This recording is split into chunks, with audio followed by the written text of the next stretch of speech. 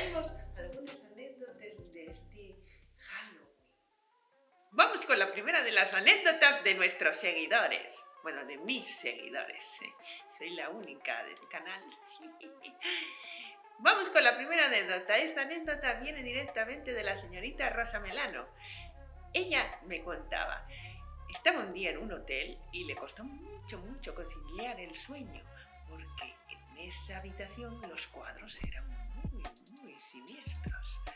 Pero finalmente consiguió dormirse y a la mañana siguiente se dio cuenta que en la habitación no había cuadros, solo había ventanas.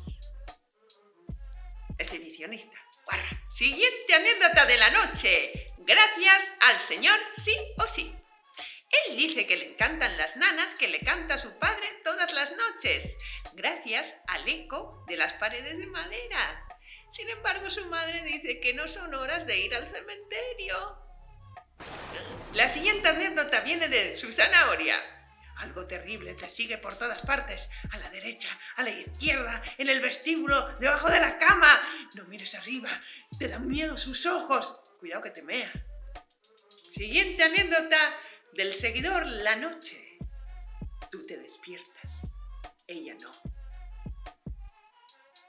Es así, es la anécdota esa, porque él es la noche, entonces él no se despierta. Tú sí, porque tú eres humano, entonces tú duermes y te despiertas, pero él, como es la noche, no se despierta. Y la última de las anécdotas de mi selección viene de la mano de Marsopu69. Mis padres me dicen que soy demasiado mayor para tener un amigo imaginario. Así que encontraron su cuerpo esta mañana. Ay, un drama social. ¡Qué terrible!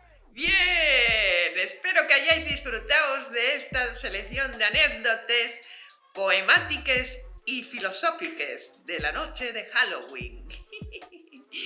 Bueno, vidines, voy dejaros porque tengo la cabeza. Ay, Dios mío.